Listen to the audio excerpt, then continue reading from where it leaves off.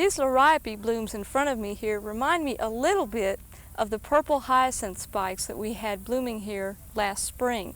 Now the hyacinths are still here in the ground. In fact, the marker's right back here under this young dogwood. We had Blue Magic variety hyacinths growing here last spring.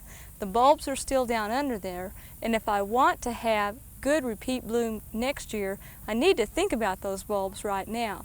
Now all the Dutch bulbs that you have planted in your garden, if you left them there, let the foliage die down naturally last spring and let them go there through the summer rather, they've been semi-dormant through the summer, and now in the months of September and October, their roots are becoming active and starting to grow.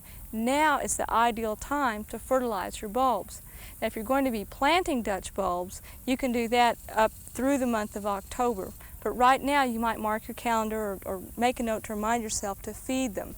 Now in fertilizing Dutch bulbs, the reason we do it now is that they are putting out new roots. At the end of November on into early December, when we get into freezing weather, the roots will stop growing, but the bulbs will put out daughter plants, and the shoots will start to become semi-active. And then in February and March, the shoots become very active and start growing, and that food needs to be there for them. Now the next time that you fertilize is in the spring, and I'll tell you about that in a moment. But for right now, the amount you need to put on is about 3 pounds of complete fertilizer, such as 13-13-13 or 10-10-10, 3 pounds per 100 square feet. Now I just have about a 50 square foot area here, so I'm going to scatter this out loosely over the whole area, and I'll scratch that in later with a hoe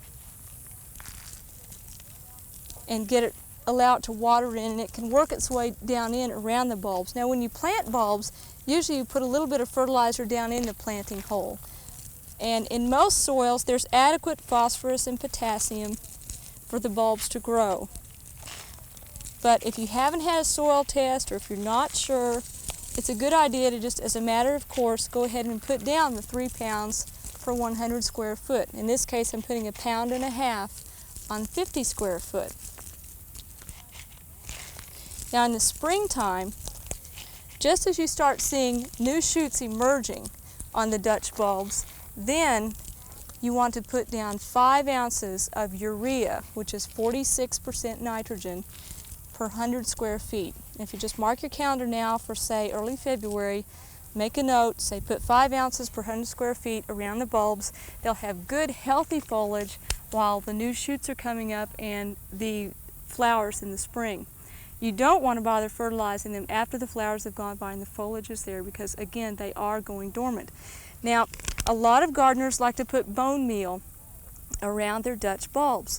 And years ago, the bone meal that you could buy at a garden center was a very good product. It was a source of phosphorus, but it also had some amounts of trace minerals in it and a little bit of nitrogen and potassium as well. Well, nowadays, the bone meal that you buy is steam cleaned, and so the only nutrient in there is phosphorus. And so don't count on it as your nitrogen and potassium source as well. And it doesn't have the trace minerals should you need those. So just keep that in mind, that bone meal is not the only fertilizer to put on bulbs. You really need a complete fertilizer nowadays. One last word on bulbs. A good thing to do as fall approaches, and probably about October would be a good time to do this, is put 1 to 2 inches of compost over your bulb beds. And we don't need to worry about keeping our bulbs warm through the winter time. What we want to do with the layer of compost is it adds organic matter to the soil, keeps it from crusting, and also it will allow the soil to stay cooler on into winter. As you're aware, we can get very, very warm temperatures and on sunny days in, say, early January, and sometimes our bulbs emerge prematurely only to be frozen back. The layer of compost on there will moderate the soil, keep it from crusting, and keep the soil temperatures cooler. Now you may be tempted to put a lot of leaf mulch over your bulb beds in the fall. This is not a great idea because leaves by themselves tend to mat down, they'll block out the air, and they'll block out any natural rainfall that may occur. And remember, if we're going into a dry fall, to water your bulb beds, because those roots down deep in there may need some moisture. The last tip I want to give you is that If you're choosing bulbs for Oklahoma, make sure you select varieties that are adapted to the southern states. The biggest failing of planting bulbs, especially tulip bulbs in Oklahoma, some people have trouble planting them and they won't re-emerge the next year. They won't get good flower color after a year. And what you need to do is select varieties adapted to here and make sure they're planted in well-drained soil. We have a fungus disease called fusarium that will cause bulbs to rot after a while. It's not our high temperatures that kills them, it's poor soil drainage and poor adaptability. We'll enjoy your bulbs next spring, but think about them now, give them a little care, and you'll enjoy them even more. We hope you've enjoyed this classic from the Oklahoma Gardening Vault. Remember, even though these tips and techniques are timeless, there's always something new to learn in the world of gardening.